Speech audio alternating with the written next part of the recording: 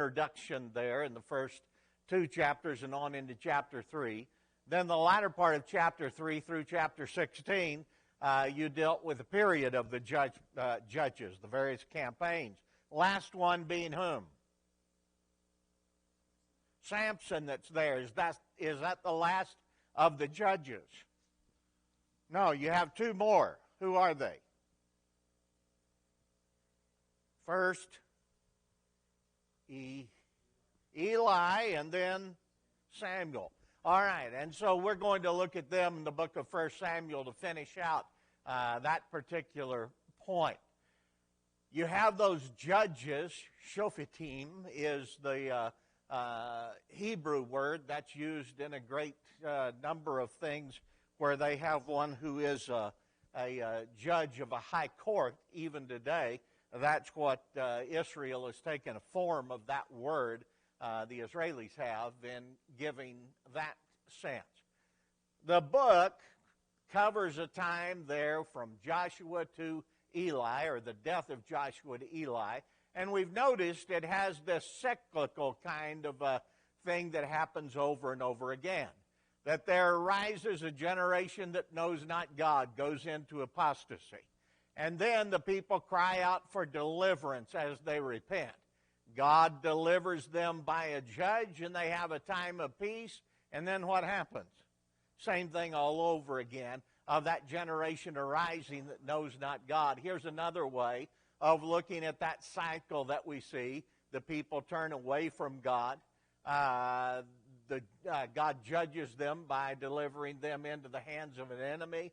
People turn back to God. God sends a judge to rescue, and then a time of peace under that judge, and then you have the whole thing over again. This is the cycle that we've been looking at more in detail throughout this. And so I want us to look at something tonight, that what we're going to be talking about in this last main section of the book of Judges is this part right here, the going down.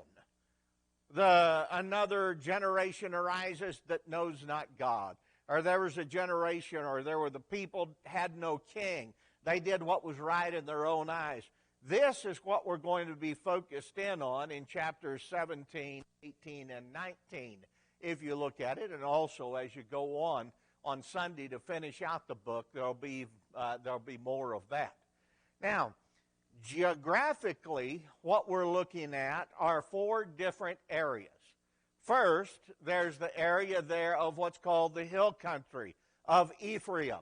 And we're going to have a relief map, and it's going to be all kind of brown and orange along there. That's the central hill country or mountainous region that's there in Ephraim. The second thing we'll look at is this Bethlehem.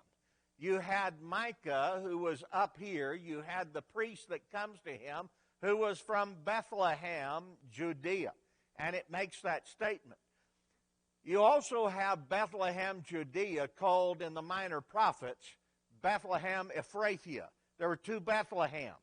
One much closer up to the Sea of Galilee. This one here just below or just south of Jerusalem, also below in a topographical sense. You went from Jerusalem down in the valley, up over the Mount of Olives, and then down, and you had Bethlehem there just in the distance from that. The next one we're going to look at is Dan, because Dan's going to migrate from here on up past the Sea of Galilee. So that's the other area that's going to be looked at. They had not been able to secure this land, so they go for something else. And then we're going to look at this territory of Benjamin there in a place called Gibeah. You have the Benjaminites. They did evil. This Levite comes in with his concubine. There's nothing too moral about that, but it gets worse. And what happens as he comes in there into Gibeah, and what are you looking at with all of it? You're looking at all of it, the people doing what they did not ask God about, and that which shows a spiral downward into things of evil. Dan here in part of what's there, of what they were given. And then up here, that's what we're going to look at all the way up to this area that is to the far north of Canaan. Now, this was in chapter 18 what we're going to look at. From this area down here, these two cities, and we'll look at it, all the way up to Dan. Approximately a 125-mile journey.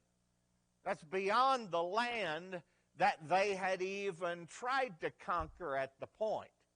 This is something that's farther up in Laish that they then go and attack, and we'll get over the reasons why then. But geographically, that's what we're talking about in these three chapters. All right, chapter 17. Somebody tell me what that's about. How do we start out there?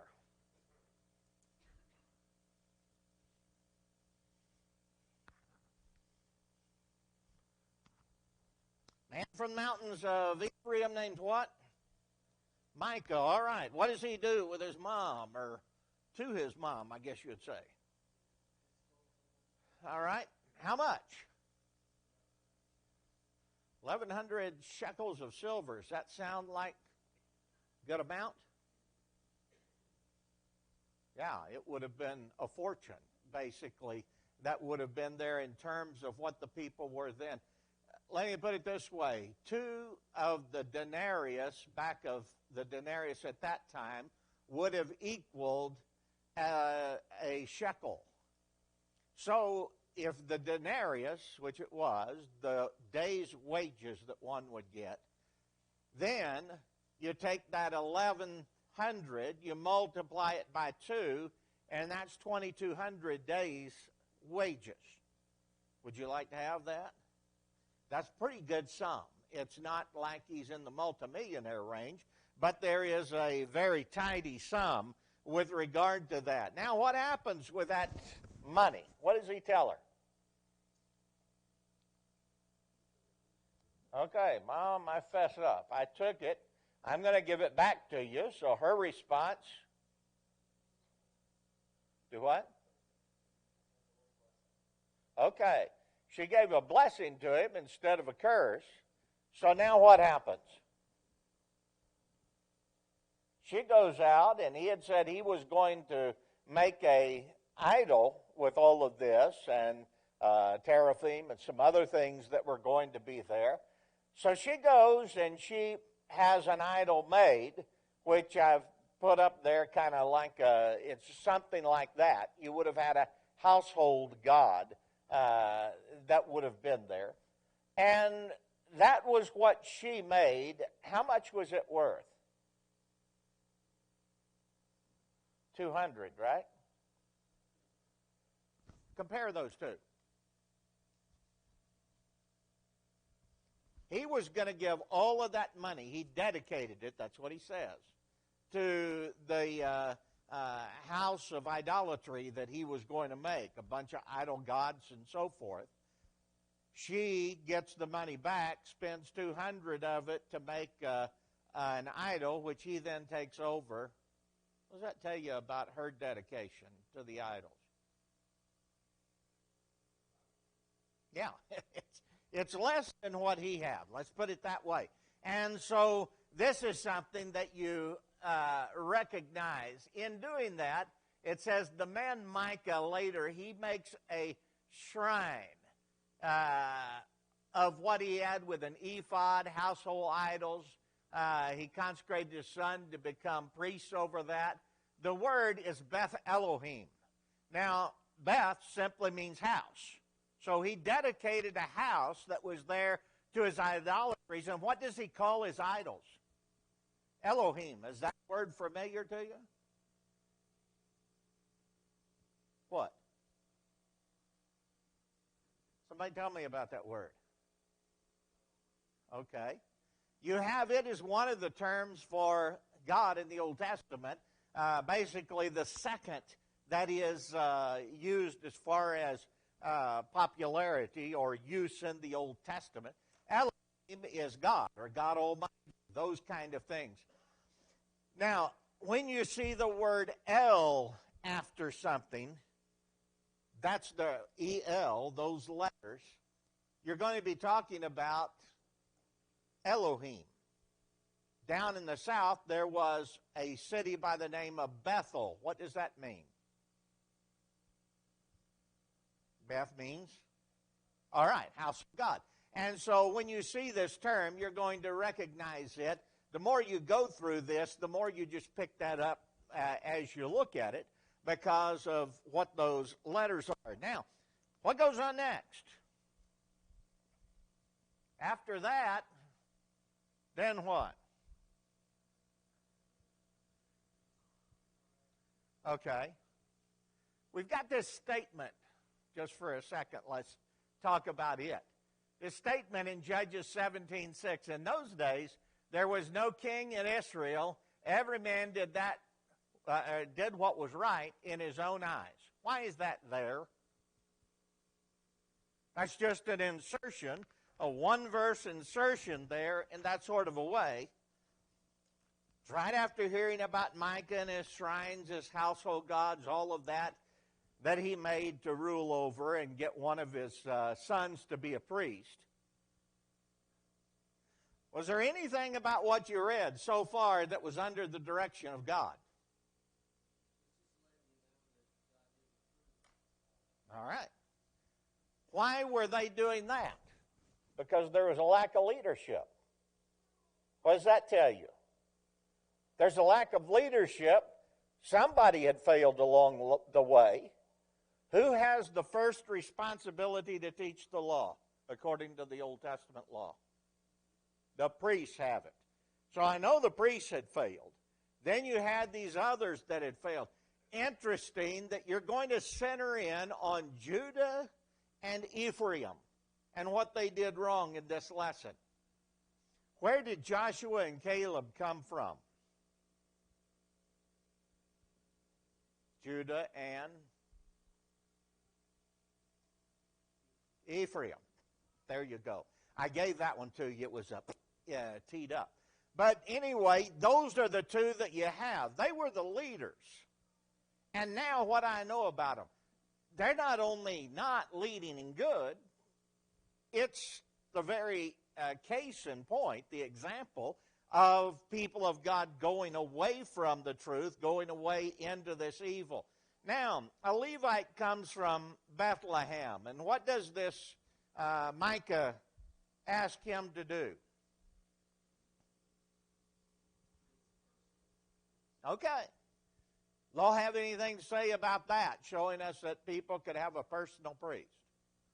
Nope, just the opposite. There to be those who are kept unto God, under the whole of what had been given. And we need to recognize that point. When you look at this place where they were, I'm going to have this a little bit more later on. But here's what we're talking about of where these people are. They're in, this man is from Bethlehem. He goes up into this area which is from Ephraim. Look, Ephraim's border is right here. So somewhere in here you had this one who was Micah and his family. They were keeping this. Now, this guy, the Levite, goes from Bethlehem up to that. Wonder why. What's at Shiloh right now? Remember? We've had this statement twice in the book. What was at Shiloh? That's where the tabernacle was.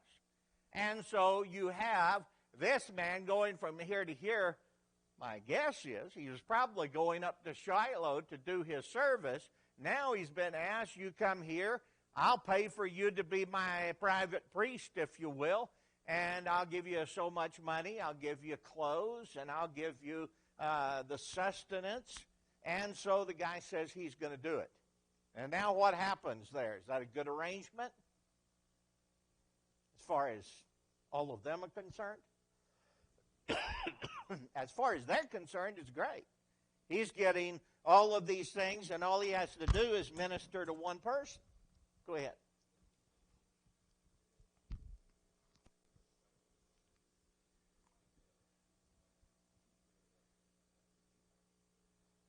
Exactly. Good point. That's exactly where we were going here in just a minute. I want you to notice, what about this is commendable about Micah? There's number one. He's looking for a Levite to be priest. But what had he already done? Who had he made priest before? One of his sons. So, you got some good, some bad in there. What else? Anything else you can see that's good?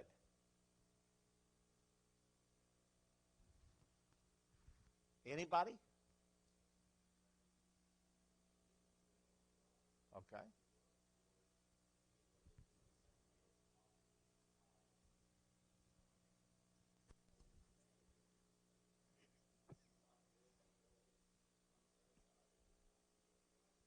Exactly. This is a guy who has a desire to do what he thinks is right. Is that bad? No, it's good. Now, does that make everything he does good? No. What's the main bad to contrast with that? He desired to do what was right, but what did he fail to do? He failed to ask God about it. And that's the point you're going to make, or you're going to see made repeatedly, not only in Judges, but as you go on in this from this book to the other historical books as well. So he lived in the house of Micah, and Micah says, "Now I know that the Lord will be good to me, since I have a Levite as priest." What does it mean the Lord will be good to me? The Lord will approve what I've been doing. Is he sure of that? Yeah, looks like it. He's absolutely certain that he's right with God. Is he? No. What does that tell you? All right. There's a way that seems right unto a man, but what?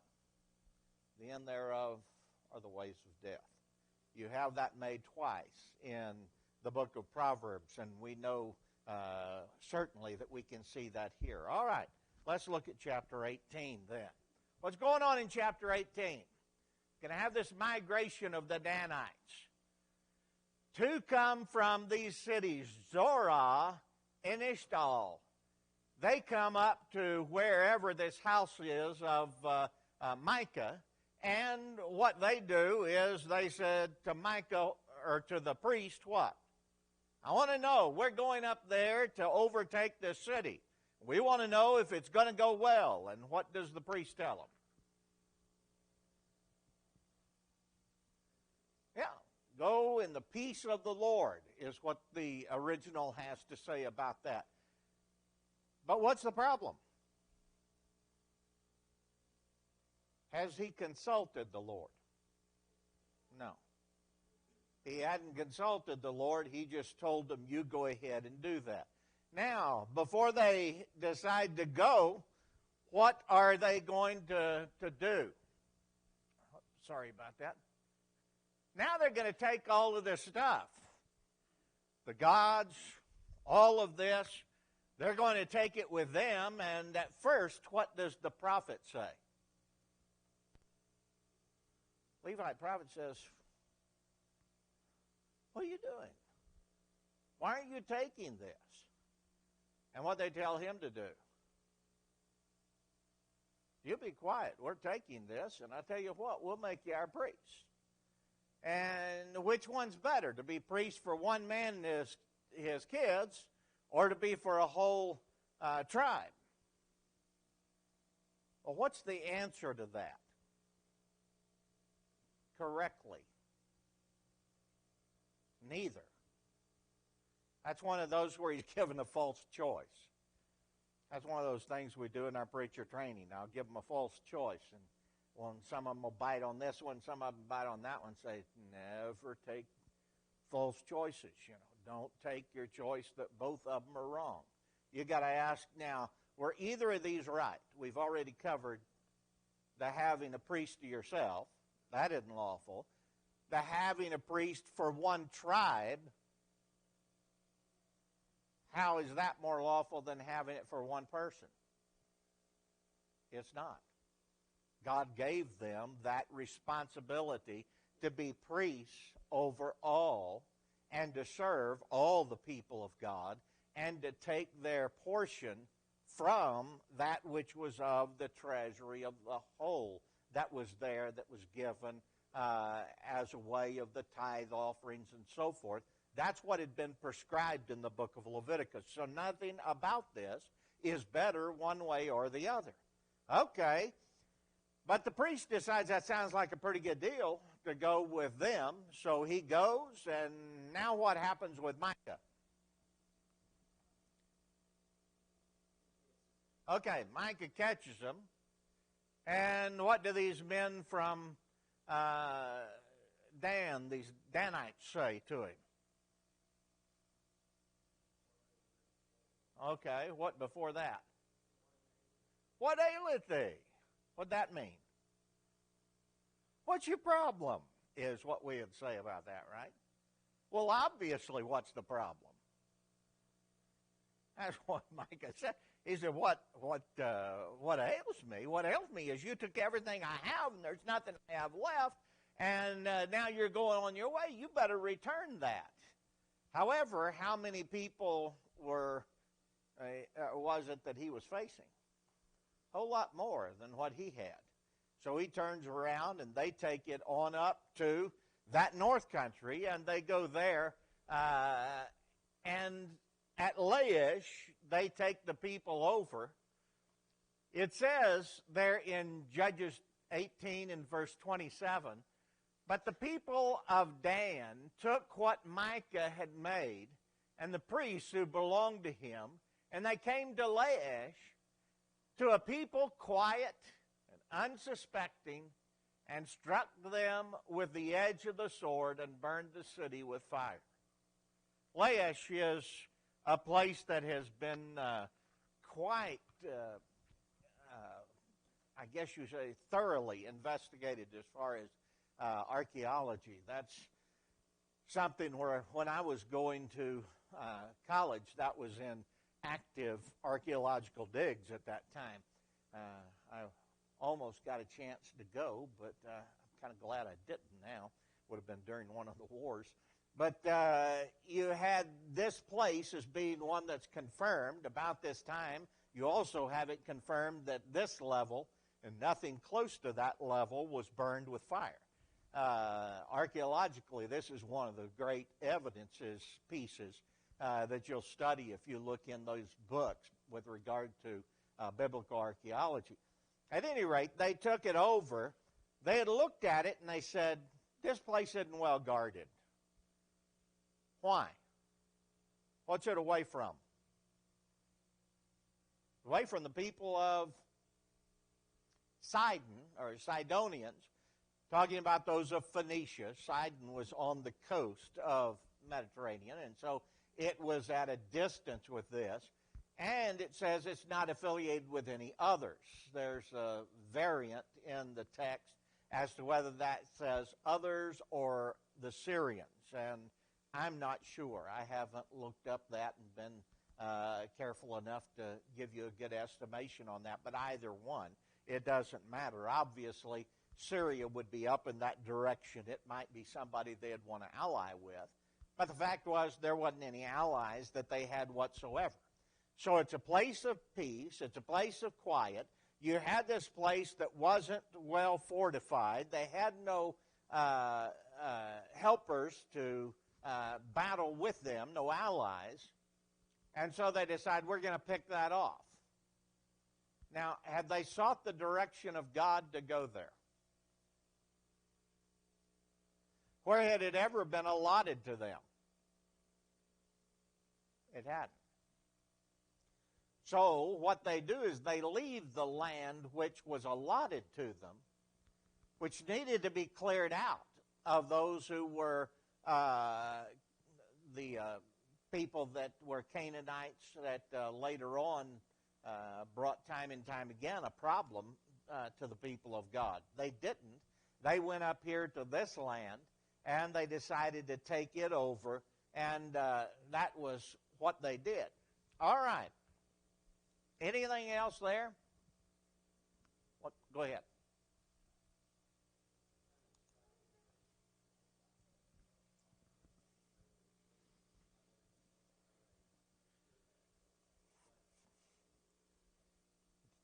Anyways, it's almost as if, Right. look what we did and it was in accordance, so it must have been right. Yeah, right. Just because you get blessed materially or you get things materially doesn't mean you're doing what's right. Yeah.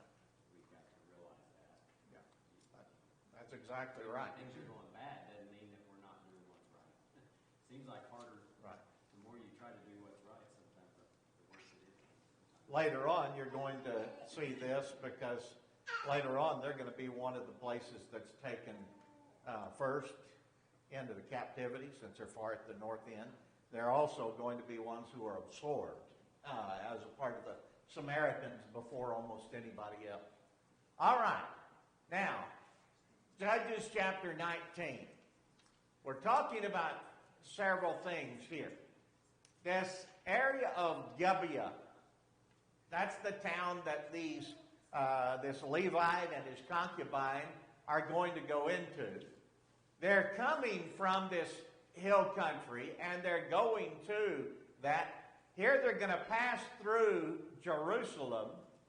They're going to go up past Jerusalem to go to Gibeah and turn in there. Now, again, where are they headed? I don't know. But this is a Levite again. He first gets his concubine in Jerusalem. Then he goes over away from Jerusalem, comes back toward it, passes it by, stops at Gibeah. Obviously, he's going this way. Probably, again, he's going toward the tabernacle as a Levite in doing that. Well, he gets that concubine. I want to skip over this mostly, but just kind of point out, how many different times does he decide he's going to leave? All right, there's 5 days that he's going to be there with this,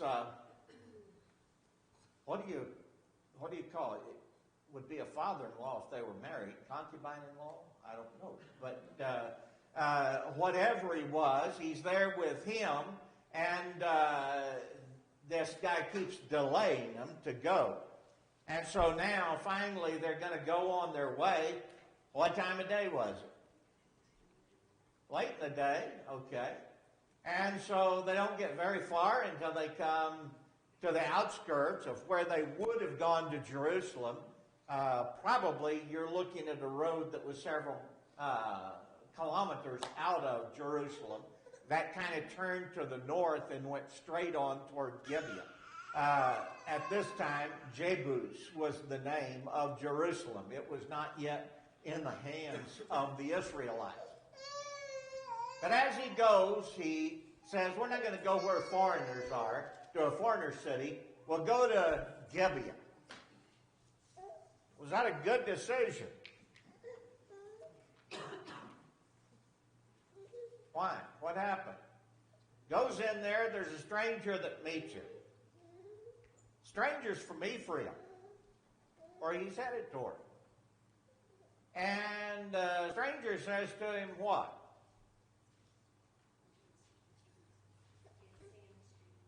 Okay, you can't stay in the streets. Here's a bunch of people from Benjamin. It was their home. Nobody had offered him. But this man who was visiting from Ephraim and working there after a full day's work, he has him come into his house. I doubt that we're able to look at hospitality the same way ancient people did. The sense of us with hospitality is you have people in and you kind of have a party type thing or have fun with. That's not what hospitality was in the Old Testament terms, and in the New either. It was they didn't have any or very many inns. Let's put it that way. In the Old Testament times, there would have been hardly any at all, and certainly not in a small place like this. When you get to the New Testament time, you still lack, for the most part, inns, but you have that we just talked about of the Good Samaritan and some others that are there. But by and large, the main thing was when somebody was traveling, they stayed with somebody else. And it was with somebody who would open up their house. That's one of the things that you see required in the Old Testament law. How they're to open up their homes for them. They're also to leave the corners of the field for them to glean and eat. So with all of this, they go into Gibeah, and this man from Ephraim takes them in. And then what do the Benjamite men do?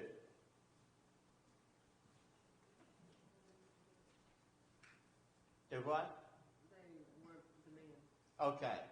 They have a man that they said that we might know him. That's the euphemistic way of saying that they were desiring him in a sexual sense. And what does the man, the host, tell them? Now, about what? I got a virgin daughter, and this guy's got a concubine. We'll give you them. Anything said about that being a good idea or right in the sight of God? I had somebody try to justify this. Well, this was what was the lesser evil than that. Doesn't say that. Now, they may have looked at these things of hospitality in such a way that they had elevated them beyond where they should have. But you certainly don't have God making any kind of a defense of this at all. What happens is they finally put the concubine out, and they abused her through the night. She's there at the doorstep when they open up the next morning, and what has happened to her? Pardon? All right. She's dead there. So what happens? He cuts her up into, the Levite All right. cuts her up into 12 pieces and sends her out to the tribes. Okay. The Levite, get that, goes back to his home, and now what does he do? He cuts her up in 12 pieces, sends her through to the citizens of Israel, and saying, here's what the Danites have done to my, or here's what the Benjamites have done to my concubine.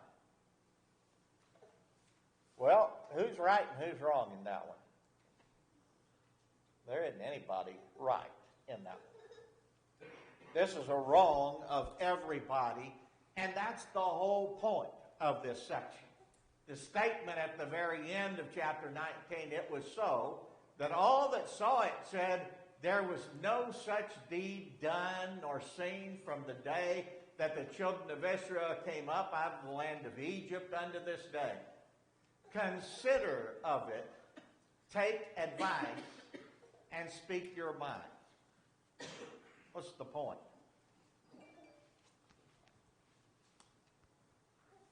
Learn from their mistakes. Do what? Look at their mistakes. Okay.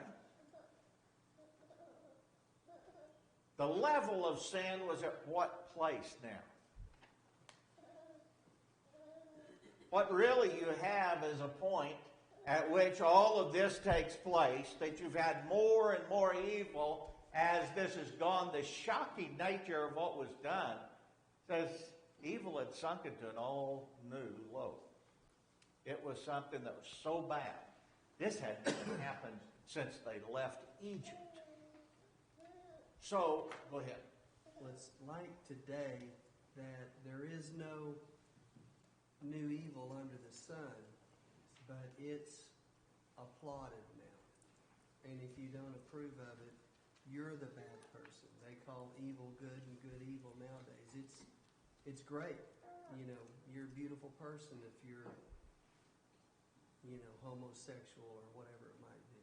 Accepting of all kinds of things that are immoral. I don't know how many of you are old enough to look at some of this and get a perspective of some time. But I'm from the Leave It to Beaver generation. All of these kind of things where you had overtly standards that were there. Now, was there sin going on? Sure there was. I'm not that naive.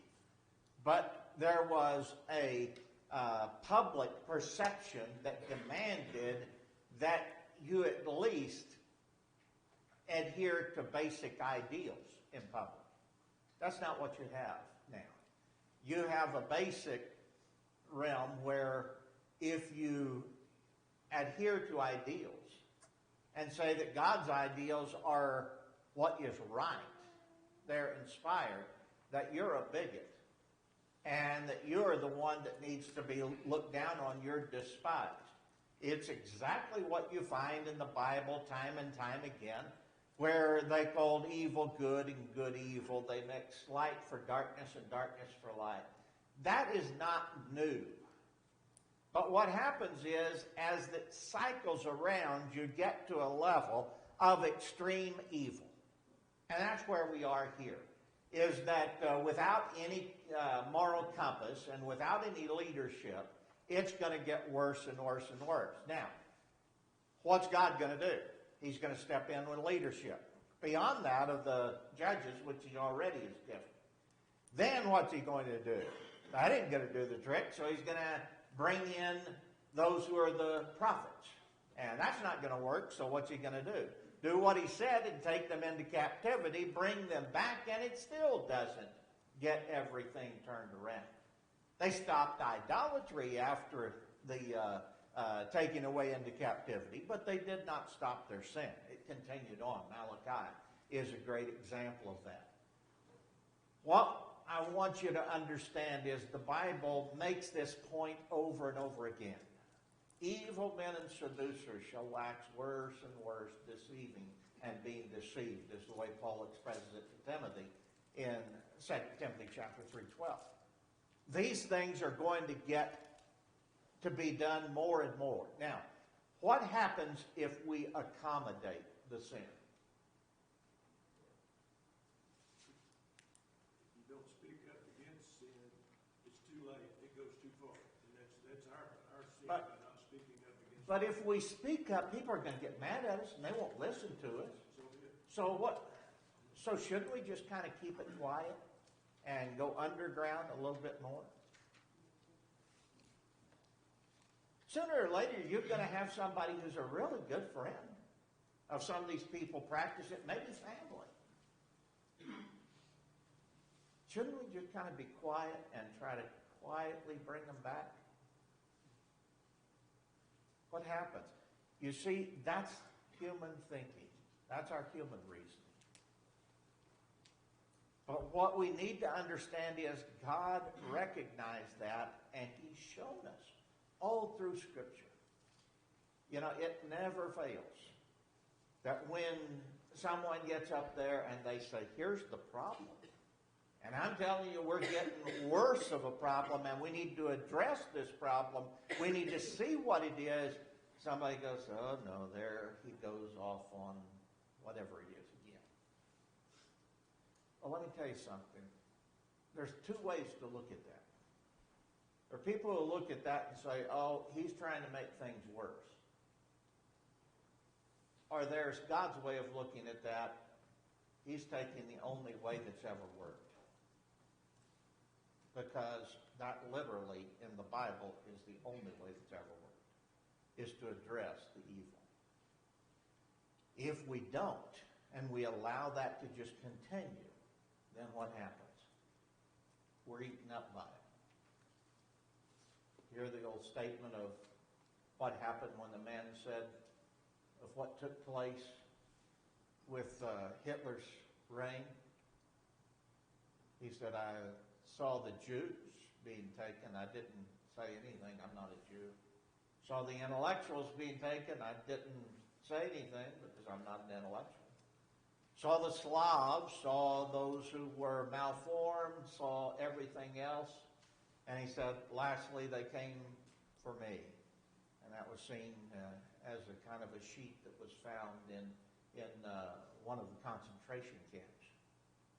And he said, when they came for me, there was nobody left to stand up for me. You know, we need to think about that with our kids, and those are a generation beyond. You've got to stand up when the error and when the sin is there. There is no other choice. There is no other way to look. Okay, that's it.